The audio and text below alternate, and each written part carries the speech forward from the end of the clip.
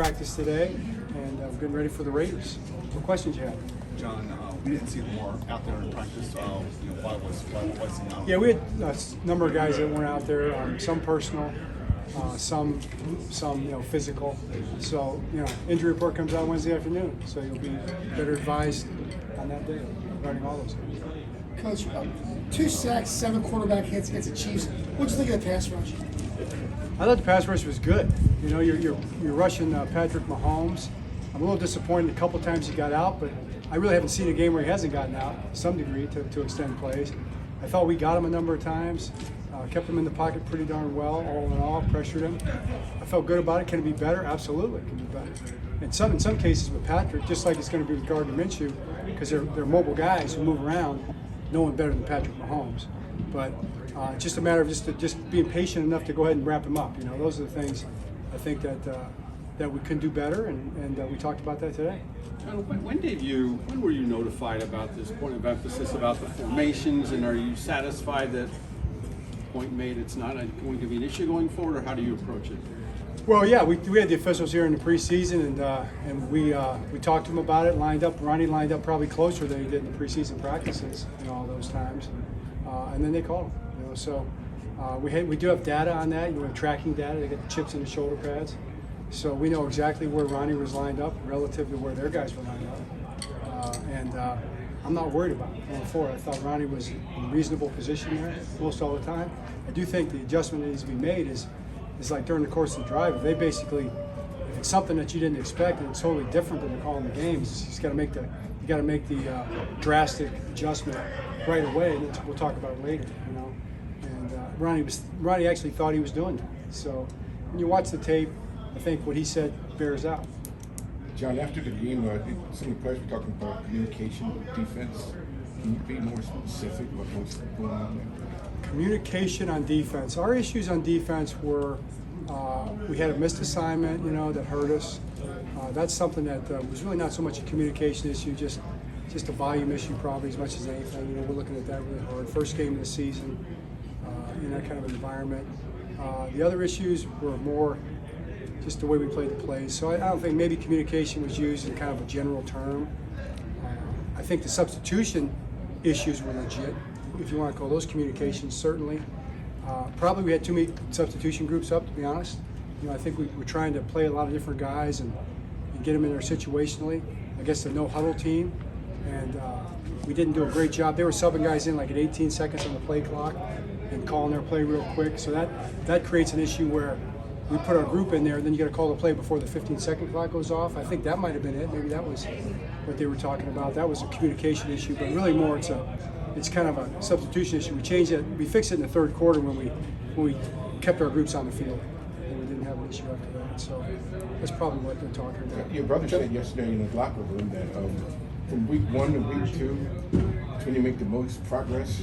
Would you agree with that? I've been saying that for 17 years. Yes, you have. I would say that, and that's what I appreciated about I think what our guys were saying after the game. Taking that kind of positive approach, not in any way the Chiefs.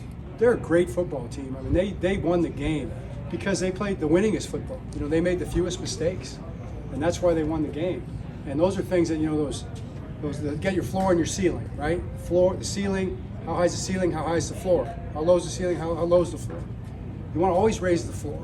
That's what winning football does. It raises the floor as high as it can be. And we've been that kind of team over the years. That's why we won so many games.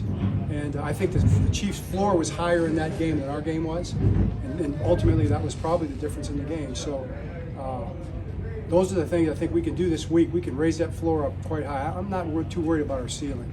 I know we've got tremendous players and we'll make plays.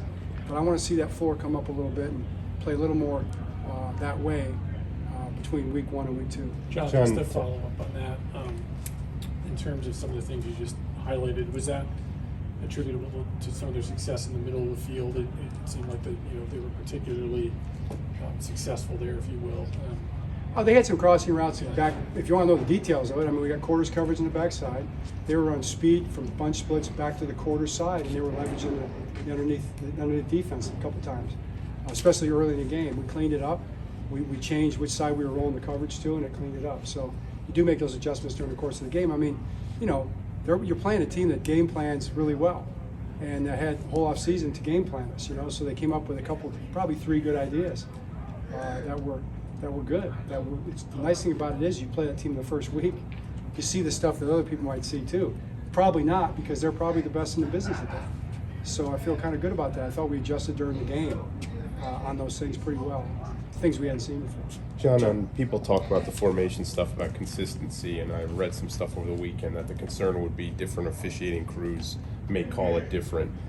I don't know what your plans were Sunday, but did you watch the game looking for that in particular, where guys were lined up on other teams? Is that something you guys have paid attention to on staff? I didn't watch the games looking for that, but we have tracking data. So our analytics people will have the tracking data. We have the tracking data from that game.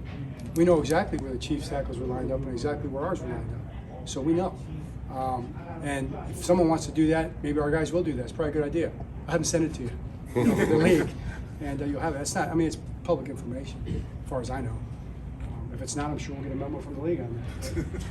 So that's one of those ones that's black and white. You know, you can look at that and know exactly where they're lined up, so you can know exactly whether it's being called consistently or not. Coach, what was the reaction to Kyle Van Noy's diagnosis, and what's the game plan going forward the next couple weeks without a veteran like that on the outside? My reaction is that the injury report will come out Wednesday after practice, and we'll know more then. John, we know the run game is a big part of what you guys want to do, especially with Henry here now. Not a lot of success Thursday night. What did you see when you watched the Well, run game? I think it's a great point. I think it's going to be every game is going to be kind of interesting and different. I like the way the run game looked for the most part with just the running back run game. There were some plays that I'd like to see be blocked a little better, but other plays that were blocked really well. And then we rushed for 185 yards overall, and a lot of that's Lamar, but that's the formula.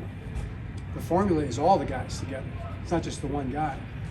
I think we didn't bring Derek in here to be, the guy that gets the ball 30 times a game. He's done that before.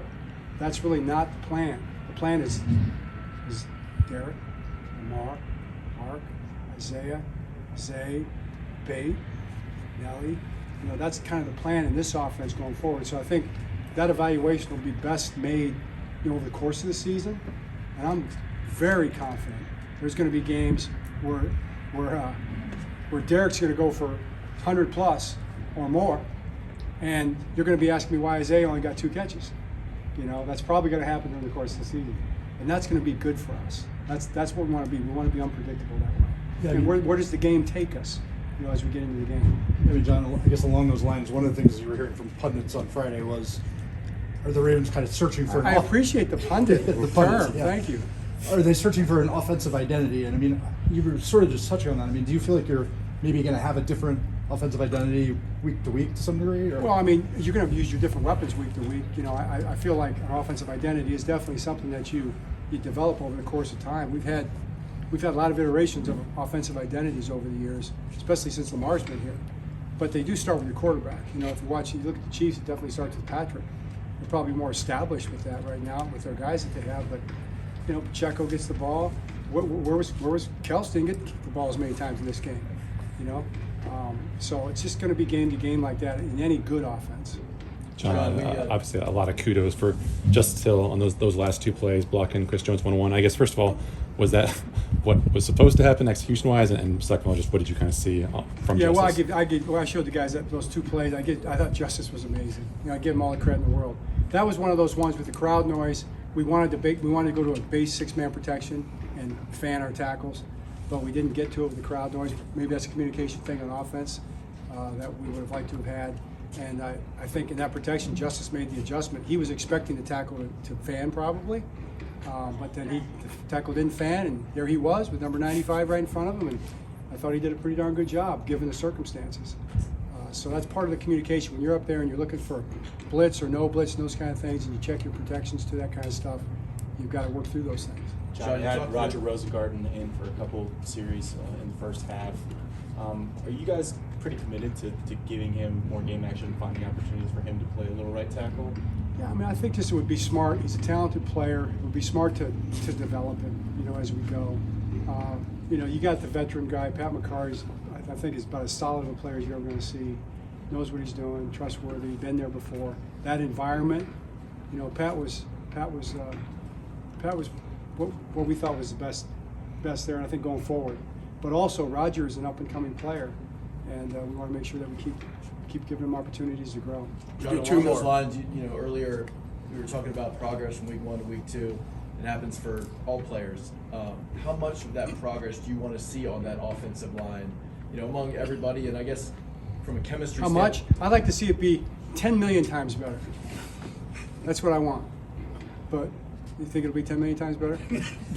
It's gonna be twice as good. Depends on the baseline. You're gonna get the baseline is pretty darn good. Baseline is pretty darn good in that environment against that defense. You know, I'm not as like verklempt. Is that the right word? Verklempt? No, but go ahead. Okay, thanks. I appreciate that. It is a word. It doesn't bother me as much as it bothers you, obviously, or some others. I'm not too worried about the offensive line because I know how hard they work and I know how talented they are. And I watch all the other offensive lines in the National Football League. And I think if you applied some of the same standard to the other offensive lines out there, you'd be like, oh, boy, it's a tough position to play against these guys. So our offensive line is going to be really good this year. I believe that. And we're working hard towards that. So I'm not going to sit here and doubt those guys. I'm going to coach those guys. And those guys are going to get out there and play. And I think by the end of the season, you're going to feel real good about our offensive line. I was just going to say, how much can chemistry working together, the more time they have on the field together, help that? Massively, no doubt. I mean, when that offensive line goes out there again in that stadium with that crowd noise against that defense, and that kind of a game, that's it, man. It's not going to get any tougher than that. So I appreciate that. Now we got another challenge coming in here this week because we got another great defensive line that we'll be lining up against. So let's get locked in on that challenge. Keep it simple, and we'll be in good shape. John, when Lamar runs for 122 yards, I mean, at this point, 7 years into this whole thing, does that still impress you, or is you kind of like, oh, that's Lamar? You know, yeah, well, it still impresses me. Yeah. I mean, I think it should. Doesn't it impress you? Lamar always impresses me. I feel like he doesn't really surprise me because I guess we've seen it so much, and it's just been a gift to Baltimore and to the Ravens and to all of our fans and all of us. But you know, being there with him every day, I recognize how much it means to him, how competitive he is, what kind of a fighter he is. And this guy wants to win. You know, he wants to make plays. He wants to lead his team. You know, that's what I saw on Thursday night. And all the football stuff, we just keep coaching, you know, and he's a leader in that. So, but I'm proud of him. I had nothing but admiration for Lamar Jackson. All right, thanks, Coach. All right, thank you.